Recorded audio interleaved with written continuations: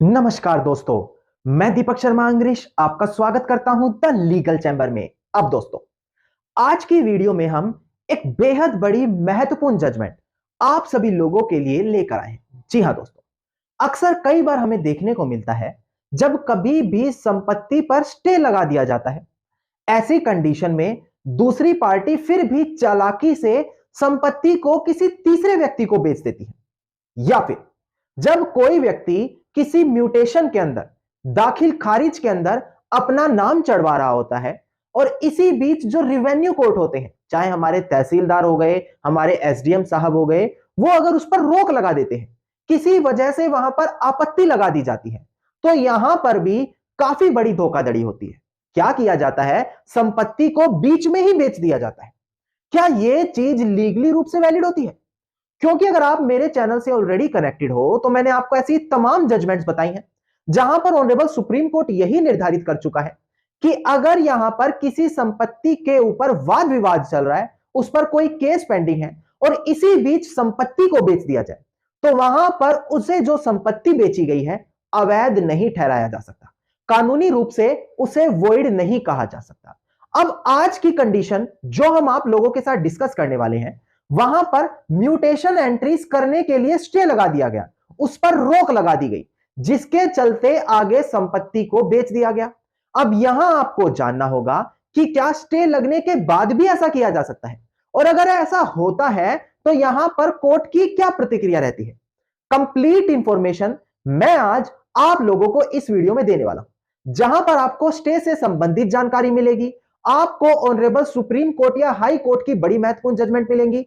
तो आज की ये वीडियो आप लोगों को देखना बेहद ज्यादा अनिवार्य है। अब दोस्तों, अगर आप लोगों को हमारी ये वीडियोस अच्छी लगती है, अगर आप लोगों को हमारी तरफ से किए गए एफर्ट्स अच्छे लगते हैं, तो मेरा आप लोगों से अनुरोध है, वीडियो को आप लाइक जरूर कीजिएगा और साथ ही साथ अपना वैल्यूएबल कमेंट सेक्शन में जरूर लिखें। इसके अलावा अगर आप लोग मुझसे पर्सनली कंसल्टेशन करना चाहते हैं, लीगल एडवाइस लेना चाहते हैं, तो इसी वीडियो के डिस्क्रिप्शन में आप लोगों को नंबर दिया है, उस नंबर पर आप कॉल करके अपनी कॉल बुक कराकर डायरेक्टली मुझसे लीगल एडवाइस भी पा सकते हैं। तो चलिए दोस्तों, अब आज की इस वीडियो को हम ज्यादा लंबा ना करते हुए आज की इस वीडियो को स्टार्ट करते हैं।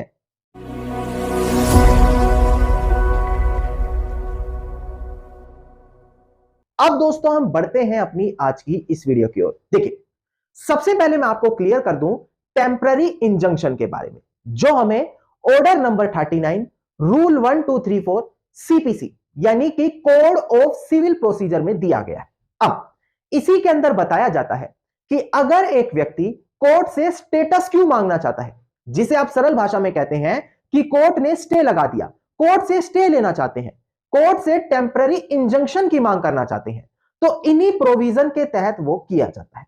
सबसे पहले एक बार डिस्प्ले पर ध्यान दीजिएगा, मैं आपको दिखा देता हूं ऑर्डर नंबर 39 रूल 102। यहां से आपको पता लग जाएगा स्टे कितना महत्वपूर्ण होता है। अब ध्यान दीजिएगा दोस्तों, डिस्प्ले पर एक बार, डिस्प्ले पर आपको दिखाई दे रहा होगा, यह बात करता है ऑर्डर 39 रूल 1 की, जो बताता है कि किस किस स्थिति में कोर्ट टेम्पररी इंजंक्शन किसी के पक्ष में ग्रांट कर सकता है। देखिएगा, पहला पॉइंट कहता है अगर किसी संपत्ति पर कोई विवाद चल रहा है और यहां पर यह खतरा है कि उस संपत्ति को डैमेज किया जा सकता है, किसी दूसरी पार्टी को ट्रांसफर किया जा सकता है, धोखाधड़ी करके बेचा जा सकता है, तो वहां पर कोर्ट टेम्पररी इंजंक्शन लगा सकता है, स्टेटस क्यू लगा सकता है।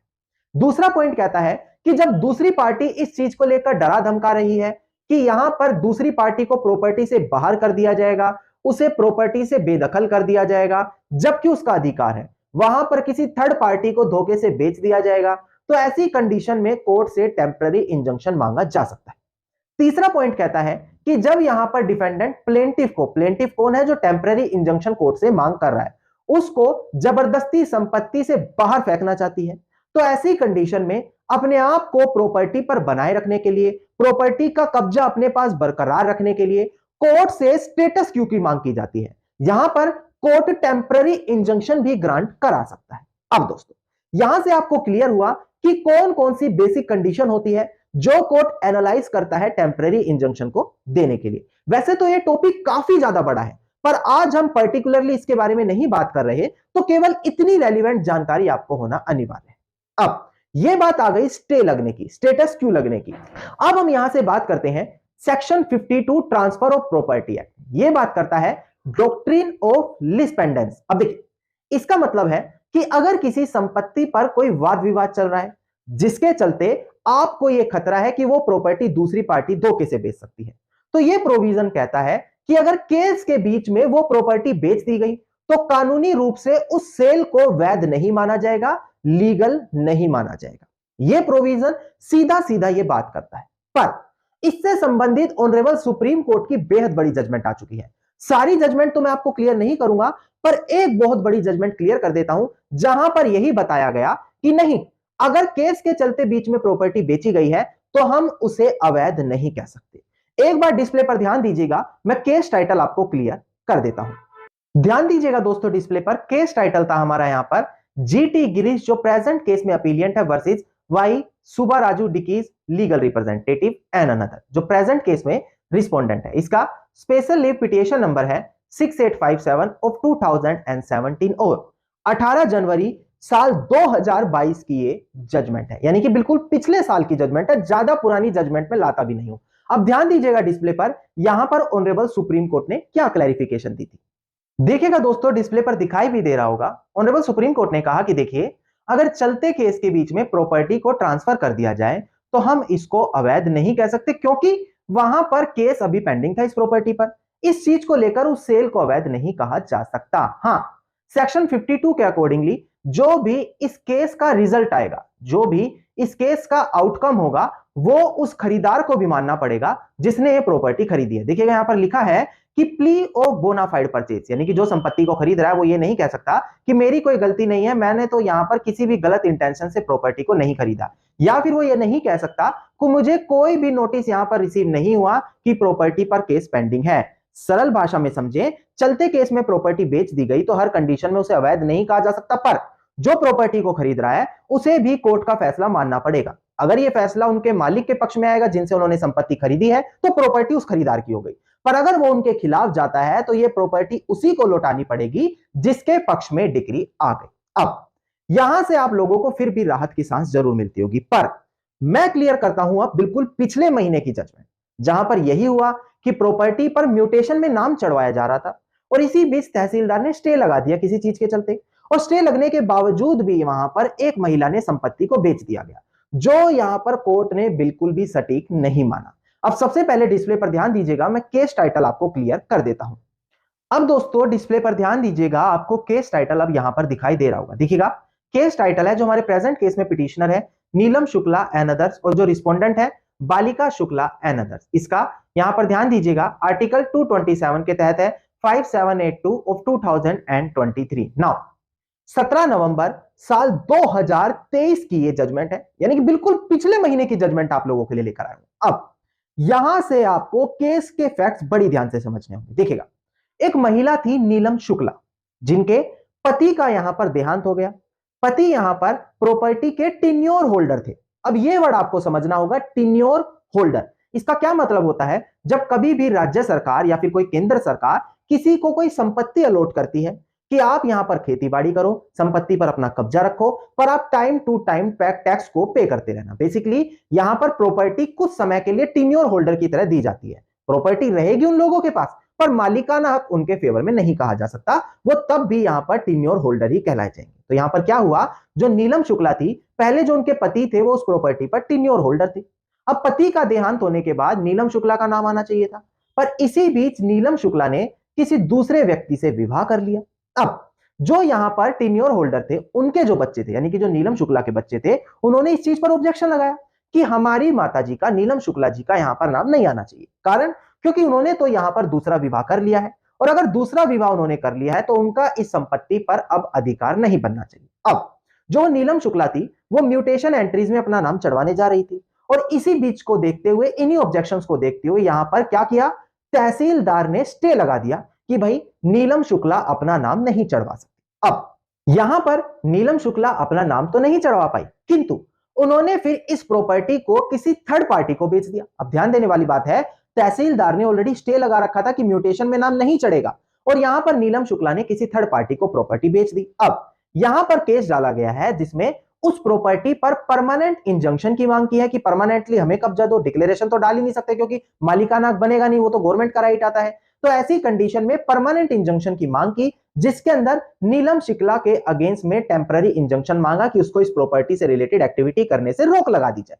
कारण क्योंकि वो इस तरीके से ऑलरेडी प्रॉपर्टी पर गड़बड़ करके उसे आगे बेच चुकी थी। अब दोस्तों यहां पर पहले देखा गया कि जो केस डाला गया है प्लेंटिफ वहां पर एक prima facie case establish proper तरीके से नहीं कर पा रहा, जिसकी वजह से ट्रायल कोर्ट ने उनके इस केस को डिसमिस कर दिया। ना यहां पर फिर इसे अपील में ले जाया गया, जहां पर अपीलियंट कोर्ट ने यही पाया कि नीलम शुक्ला ने तो प्रॉपर्टी आगे बेच दी है, जो यहां पर स्टे लगने के बाद वैलिड नहीं होना चाहिए। तो इसी चीज को देखते हुए यहां पर क्या किया गया, यहां पर प्रॉपर्टी पर टेम्पररी इंजंक्शन भी लगा दिया गया और यहां पर केस को एक्सेप्ट कर लिया गया। ना अपीलियंट कोर्ट के इस फैसले से परेशान होकर नीलम शुक्ला ऑनरेबल हाई कोर्ट के सामने पहुंचती है। उनका कहना है ऑनरेबल हाई कोर्ट के सामने कि मैंने कहीं भी दूसरी शादी नहीं की, वो तो मेरे क्लोज रिलेटिव है जिनके साथ मैं रहती हूं। जबकि यहां पर देखने वाली बात यह है, जो ऑनरेबल हाई कोर्ट ने भी गौर की, कि प्रॉपर्टी पर जब म्यूटेशन एंट्रीज में रोक लगी थी, इसके कोई ओनरशिप के कागज नहीं है, टेन्योर होल्डर की प्रॉपर्टी है, तो कैसे यहां पर नीलम शुक्ला स्टे लगने के बावजूद ना ही उनका म्यूटेशन में नाम चढ़ा और वो कैसे प्रॉपर्टी को आगे बेच सकती है। यह चीज यहां पर ऑनरेबल हाई कोर्ट ने एनालाइज की। इसके अलावा ऑनरेबल हाई कोर्ट ने यह भी कहा कि जब म्यूटेशन की एंट्रीज होते समय नीलम शुक्ला का नाम खुद ही नहीं चढ़ा, तो वो कैसे उस प्रॉपर्टी के राइट्स किसी थर्ड पार्टी को दे सकती है। और इन चीज को देखते हुए जो अपीलियंट कोर्ट ने यहां पर फैसला लिया कि अपील को एक्सेप्ट किया गया, साथ ही साथ टेम्पररी इंजंक्शन ग्रांट किया गया, वो बिल्कुल सही फैसला था और पिटिशनर की इस अपील को यहां पर डिसमिस कर दिया गया। ना दोस्तों यहां पर आपको पॉइंट्स क्या समझने होंगे। देखिए पहले जो हमारा केस चल रहा था, जहां पर मैंने आपको बताया था कि ऑनरेबल सुप्रीम कोर्ट ने कहा कि भाई चलते केस के बीच में प्रॉपर्टी नहीं बेची जा सकती, वो चीज आपकी लिस्ट पेंडेंस में कवर होगी। वहां पर भले आपको थोड़ी सी परेशानी ये हो कि चलते केस के बीच में प्रॉपर्टी बेच दी गई और अब आपको यहां पर हरासमेंट फेस करनी पड़ सकती है। पर अगर आप वहां पर टेम्पररी इंजंक्शन या स्टेटस क्यों ले लेते हैं और ऐसी कंडीशन में प्रॉपर्टी बेची जाती है, तो उसको कंटेम्प्ट ऑफ कोर्ट में कंसीडर किया जाता है, जहां पर जिसने धोखाधड़ी करके प्रॉपर्टी को बेचा है उसके ऊपर कंटेम्प्ट की प्रोसीडिंग अलग से चलती है, जो एक क्रिमिनल केस की तरह हो जाता है। यानी कि दोस्तों अगर आप प्रॉपर्टी पर इंजंक्शन ऑर्डर ले लेते हैं तो आपको यहां पर बेनिफिट मिल जाएगा, प्रॉपर्टी आगे नहीं बेची जा सकती। इसके अलावा अगर किसी की म्यूटेशन एंट्रीज नहीं हुई, म्यूटेशन में नाम नहीं चढ़ा, वहां पर स्टे लग गया, तो ऐसी कंडीशन में वो प्रॉपर्टी आगे नहीं बेच सकता जब तक वो अपना ओनरशिप राइट वहां पर एस्टेब्लिश ना कर ले। इसके अलावा मैंने एक और जजमेंट क्लियर की, अगर संपत्ति पर वाद विवाद चल रहा है और प्रॉपर्टी बेच दी गई तो उसको अवैध नहीं कहा जा सकता, क्योंकि वहां पर जो खरीदार है उसके बाद वो भी कोर्ट के फैसले में बाउंड हो जाएगा। ये 3 से 4 महत्वपूर्ण पॉइंट मैंने आज की महत्वपूर्ण जजमेंट में आपको क्लियर करे, जो उम्मीद करता हूं मैंने आप सभी लोगों को सरल सी सरल भाषा में क्लियर किए होंगे। तो उम्मीद करता हूं आज की ये वीडियो आप लोगों के लिए बेहद ज्यादा लाभदायक साबित होगी, जहां पर आपको पता लग गया होगा कि संपत्ति से जुड़े वाद विवाद के अंदर आपको क्या स्टेप लेना चाहिए। अब दोस्तों अगर आप यहां पर इसी प्रकार की इंफॉर्मेटिव वीडियोस रोजाना पाना चाहते हैं तो तुरंत चैनल को सब्सक्राइब करके नोटिफिकेशन बेल आइकन जरूर दबा दें। इसके अलावा अगर आपको हमारी आज की वीडियो अच्छी लगी तो वीडियो को आप लाइक, शेयर और कमेंट करना ना भूलिएगा।